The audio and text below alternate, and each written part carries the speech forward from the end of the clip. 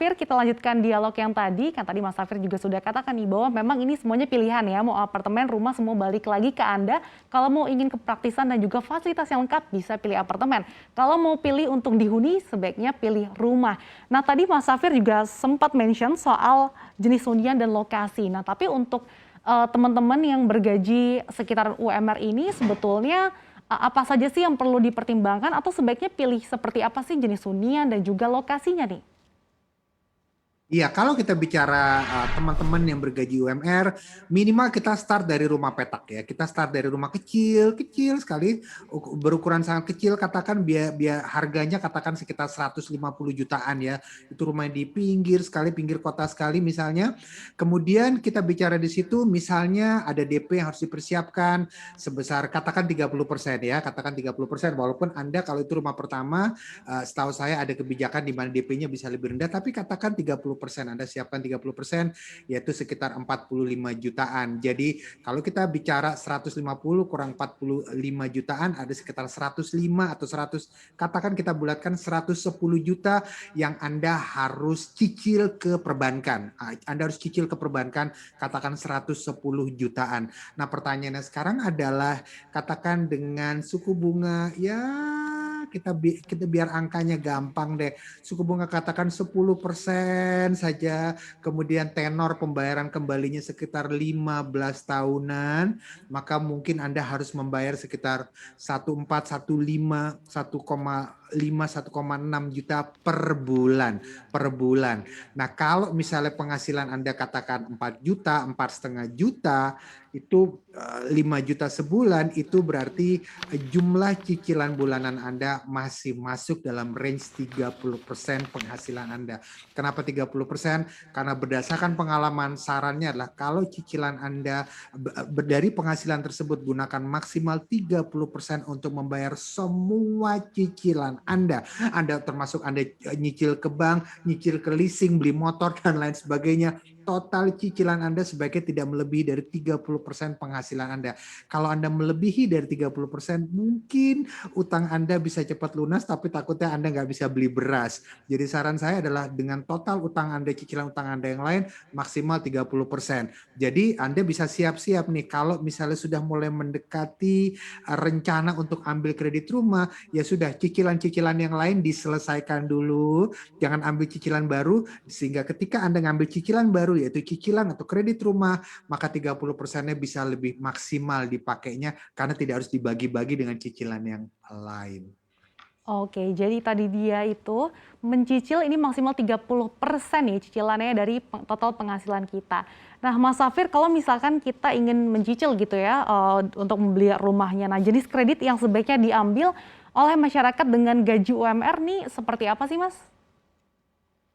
Ya, kalau kita bicara kredit seperti apa, ya tentunya sekali lagi seperti yang saya bilang, kalau dia kalau dia masih bujangan, ya mungkin apartemen atau rusun lebih praktis. Tapi kalau dia adalah keluarga muda, keluarga kecil, dan mereka rencana mau punya anak, maka biasanya anak itu akan lebih sehat kalau misalnya Anda tinggal di sebuah rumah, ya ada tanahnya, sehingga anak keluar rumah dia bisa lihat tanaman, dia bisa lihat tanah, lebih sehat untuk dia bermain, kan seperti itu ya. Mhm. Kemudian tentunya harus ada kredit pemilikan rumah ya, KPR yang bisa diambil ya, program-program kredit KPR ini.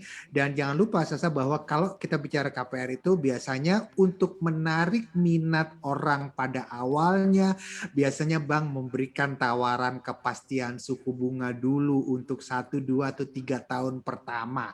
1, 2, atau 3 tahun pertama dia akan ngasih kepastian suku bunga. Oke, 2 tahun pertama suku bunganya sekian.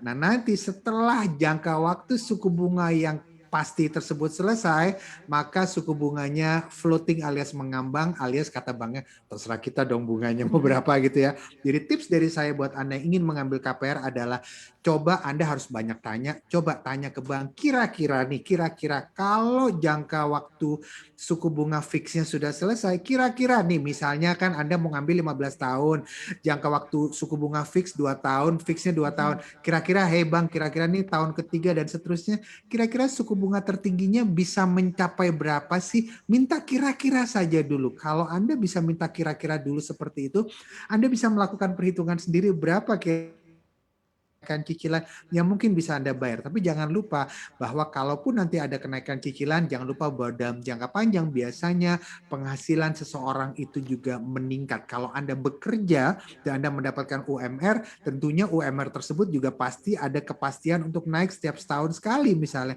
ada kenaikan sehingga tidak usah khawatir dengan program pertimbangan cicilan. Dan juga mesti diperhatikan juga adalah lihat juga memang kita bisa melakukan perhitungan sendiri, tapi juga minta simulasinya dari perbankan. Lihat simulasi kreditnya. Kira-kira dengan penghasilan saya segini, kalau saya bayar 15 tahun, suku bunga segini, berapa yang harus saya bayar setiap bulannya? Kemudian Anda bikin simulasi sendiri. Oke, kalau gitu bagaimana kalau saya tambah DP-nya? Dengan saya nambah DP, cicilannya bisa turun berapa nih? Segala macam. Jadi kuncinya adalah DP, dan satu lagi kuncinya adalah bersabar mengumpulkan DP. Karena banyak anak muda, itu mereka nggak sabar ngumpulin DP. Ya sudah, kalau nggak sabar ngumpulin DP, ya sudah cari sumber penghasilan tambahan selama masih bekerja. Dan kalau bisa bikin target, 1 tahun harus sudah kekumpul sekian. Mungkin tidak bisa kekumpul semuanya, tapi paling tidak 2 tahun Anda sudah bisa kekumpul DP sebesar sekian atau sekian. Saya pikir seperti itu. Oke, jadi memang kita bisa manfaatkan nih, tadi manfaat dari simulasi kredit supaya bisa tahu kira-kira ini kita bisa ngumpulin DP berapa dan juga cicilannya berapa sih setiap bulannya. Nah, Mas Safir, tadi kan juga Mas Safir sempat sebutkan nih ada KPR subsidi. Nah, kalau KPR subsidi dan juga rumah lelang ini sebenarnya seperti apa sih prospeknya untuk masyarakat yang dengan gaji UMR? Iya, jadi begini, KPR subsidi itu pada prinsipnya adalah mereka akan memberikan kemudahan berupa suku bunga yang memang sedikit berbeda ya.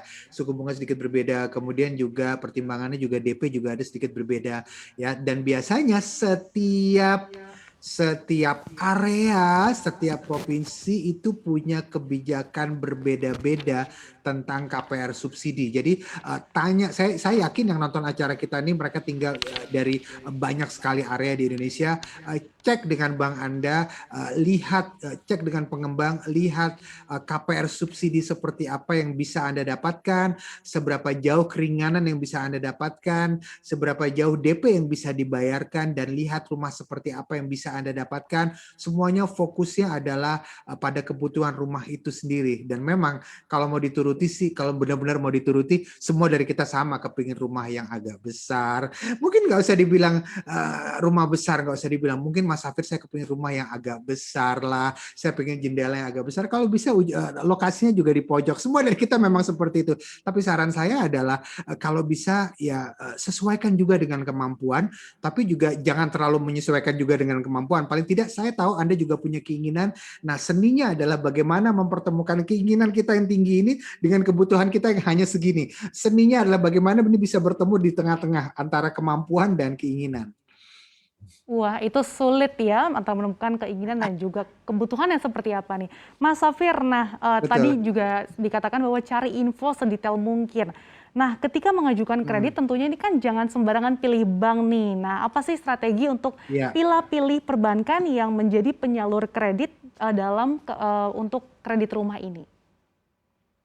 Ya, memilih perbankan itu tidak pernah mudah, ya, tidak pernah mudah. Tapi nomor satu adalah saran saya adalah pilih perbankan yang memang betul-betul sudah punya pengalaman yang lama sekali dalam bidang kredit, terutama kredit perumahan atau kredit rumah. Pilih bank yang memang sudah pengalaman cukup lama, karena biasanya bank dengan pengalaman yang cukup lama, mereka sudah punya sistem yang cukup baik dalam menghandle urusan kredit ini. Dulu pernah sekali ada waktu ketika dulu waktu masih zamannya BTPN segala macam itu, ada orang mencicil, dia sudah membayar lewat bank, tapi ketika si bank tersebut kebetulan termasuk dalam golongan bank tidak sehat sehingga mereka harus diambil alih bukan apa namanya, saya lupa lagi, udah lama tuh, yang waktu itu masih zamannya banyak sekali bank bermasalah. Ketika bank tersebut diambil alih, cicilan nasabah yang bersangkutan pernah tidak terrecord, namanya BPN, jadi pernah tidak terrecord oleh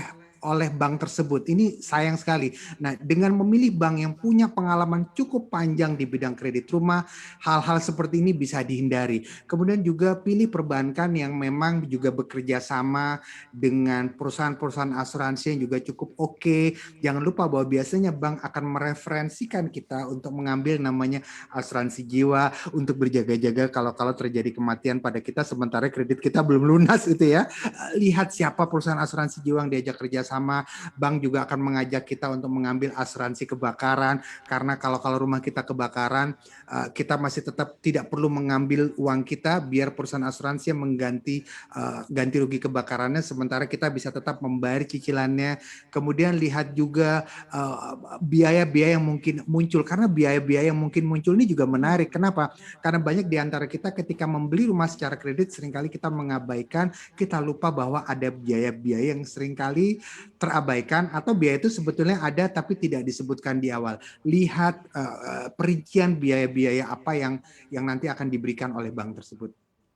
Oke, jadi itu tadi dia poin-poin yang patut kita perhatikan ketika kita memilih perbankan nih, yang mana nih kira-kira cocok untuk kita mengajukan kredit rumah. Tadi diantaranya ada perhatiin nih biaya-biaya tambahan apalagi sih yang bisa mungkin muncul dan juga yang pastinya pilih perbankan yang sudah punya pengalaman yang cukup panjang untuk di bidang kredit rumah. Sekali lagi terima kasih Mas Safir Senduk atas waktunya untuk BRI Cuap Cuap Berkah dalam tema gaji kecil bisa beli properti.